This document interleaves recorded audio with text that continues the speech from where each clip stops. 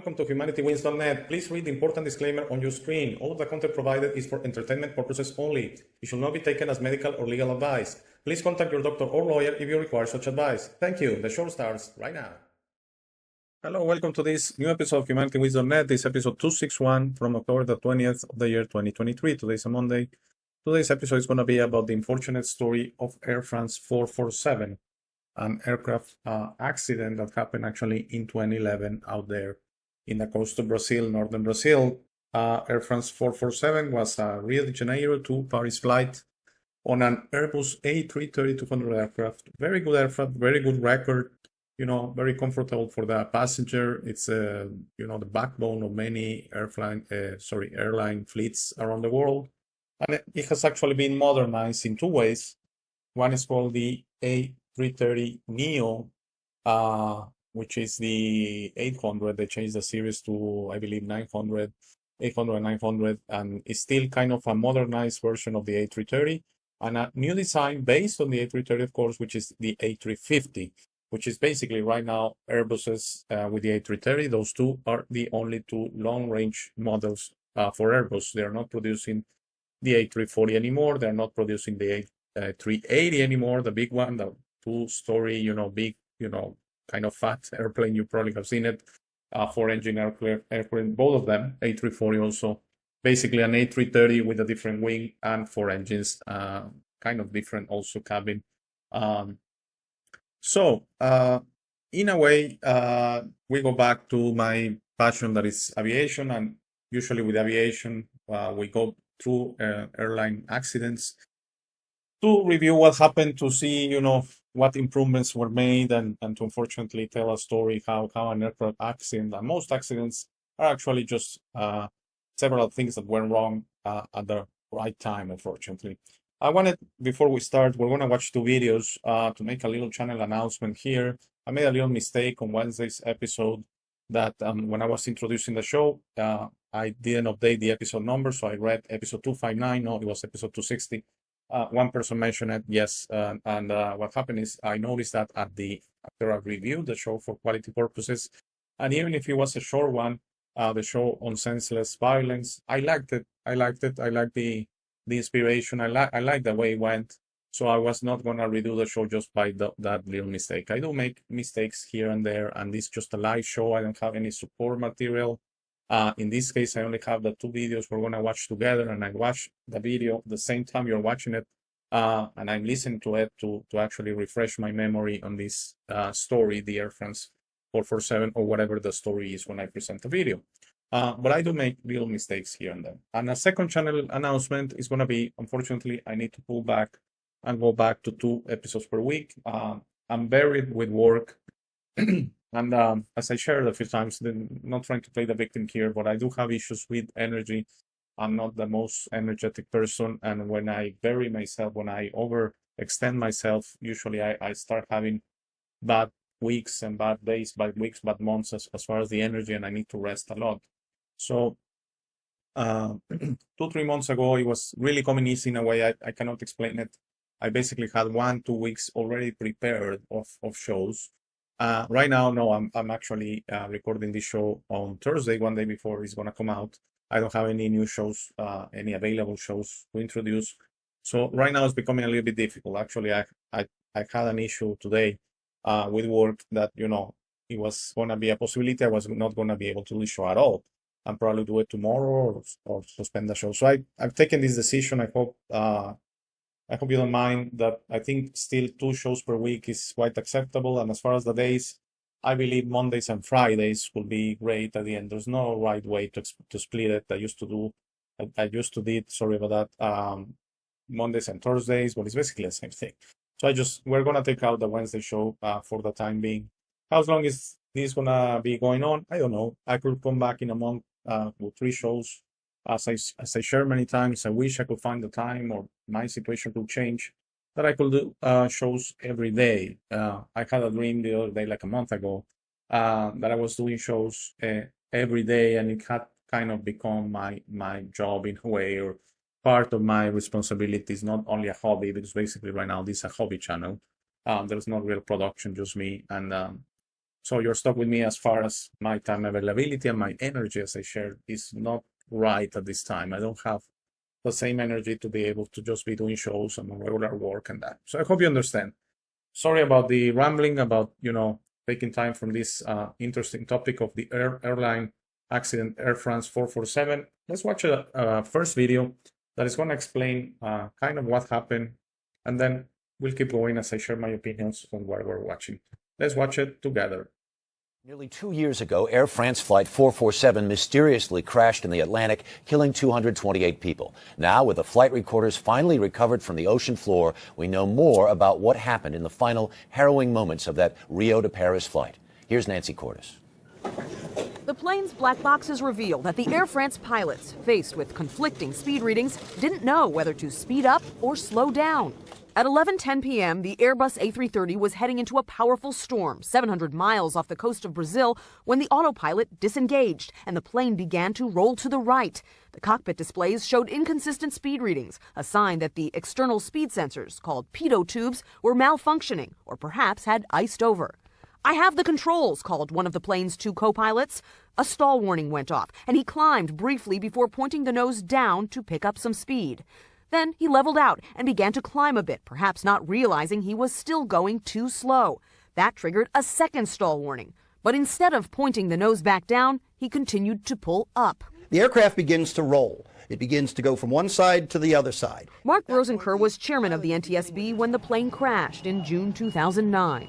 What we've seen in this cockpit voice recorder is two pilots extremely confused about what's happening on their flight deck, what's happening to their instrumentation. It was now a minute and a half into the crisis, and the captain, who had been on a scheduled rest break, made it back into the cockpit. 20 seconds later, the co-pilot flying the plane said, "I don't have any more indications," most likely referring to speed readings. "We have no valid indications," confirmed the other co-pilot. As it pitched and rolled, the plane slowed even more and stalled, falling from 5 miles up for 3.5 minutes at a rate of 10,000 feet per minute, slamming belly first into the Atlantic. What would those 3.5 minutes have been like for the pilots and for the passengers? Horrific is the only way to describe it. The aircraft was rolling. The aircraft was descending at a high rate of speed, tremendous G-force. It was horrific. The last recorded speed right before impact was just over 120 miles per hour. A jet of this size cruising at altitude should have been flying at more than 500 miles an hour. Okay, yes, that was very unfortunate what happened on this flight. Let me just put some context. There was a malfunction and there was a design change after this accident. The pitot tubes, they're called. They're, as the word says, they're tubes that come out from the front of the aircraft, close to the main cabin, to the control cabin, and there are two, one of each on each side. They're on all aircraft, different designs of the pitot tubes, and they're extremely important because they among other data, they actually collect the speed the aircraft is going by collecting the wind that is going into the pitot tube. And that's a way the aircraft is able through its computers to calculate the speed, which is extremely important. You always need to know your altitude, your speed, your heading, and other important information, and it has to be accurate. And that's why it has two, not one. Okay, in case there's a failure, you can go and the aircraft automatically, the more modern aircraft, are gonna try to understand what happened and use the valid pitot tube data that is available. In this case, in a nutshell, the Airbus A330 departed Rio. Everything seemed fine again for hours, so it's not like there was a malfunction. It's taking off, and then they went through a storm that several aircraft went through. Okay, let's clarify that it was not the storm per se, and through that storm, both pitot tubes, again, the first one and the second one, it has one on each side, frozen up and were not giving valid data. And I believe I couldn't find a video about that. This accident is from 2011, but I believe there was a redesign, so it's impossible now that pitot tubes froze up during flight. Pitot tubes for the A330 aircraft, because there are many of these aircraft, and possibly the design of the pitot tubes were used in other Airbus or even Boeing or some other manufacturers, because it's not like the pitot tubes are manufactured by Airbus. They actually are sourced out to another company, another aeronautic company. So they were redesigned.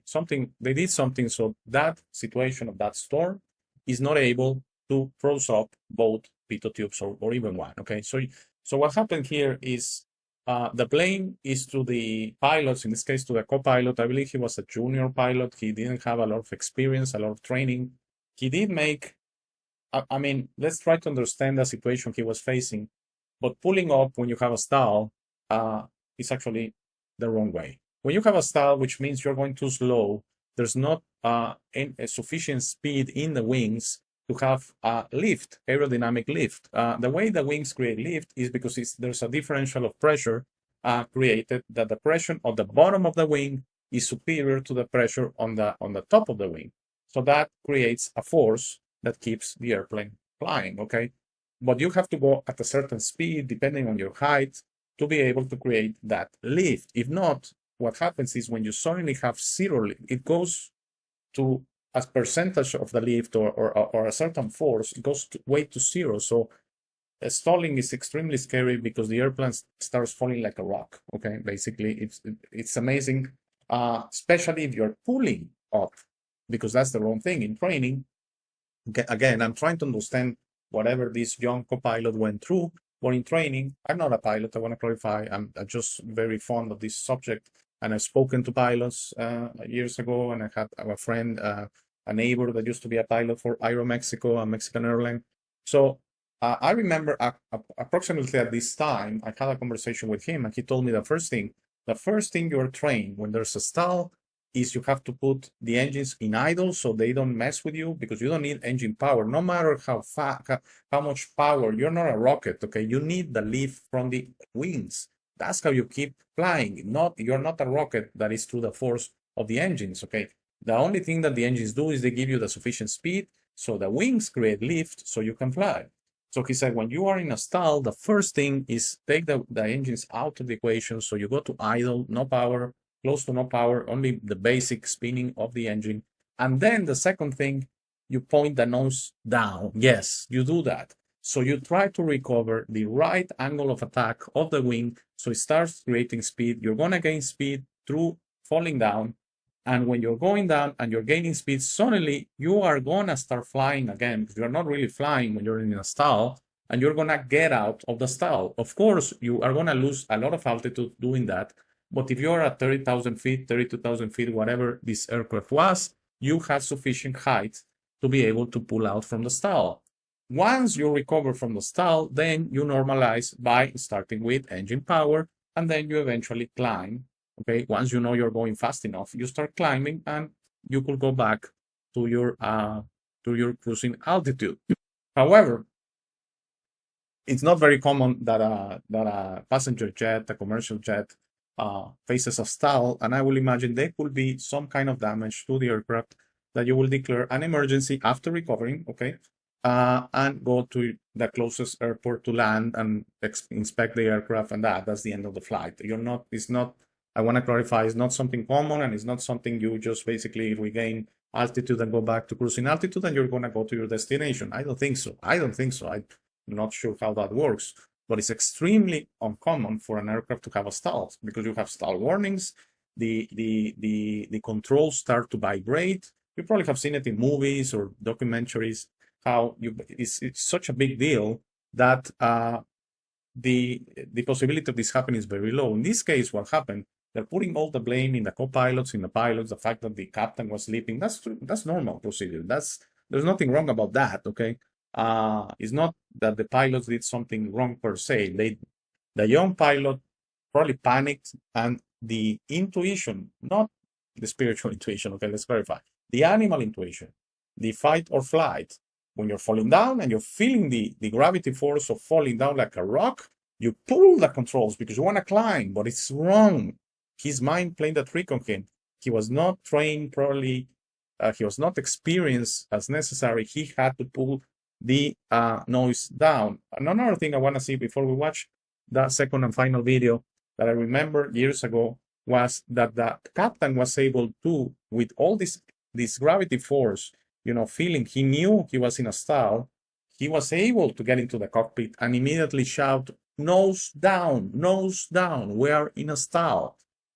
So he knew, his experience was like, he knew what was going on. He knew his pilots, his two co-pilots were actually doing the wrong thing by pulling that. He could feel the nose up maybe, and they were falling like a rock. So again, the correct procedure in a stall is engines to idle, nose down, and you recover with the height.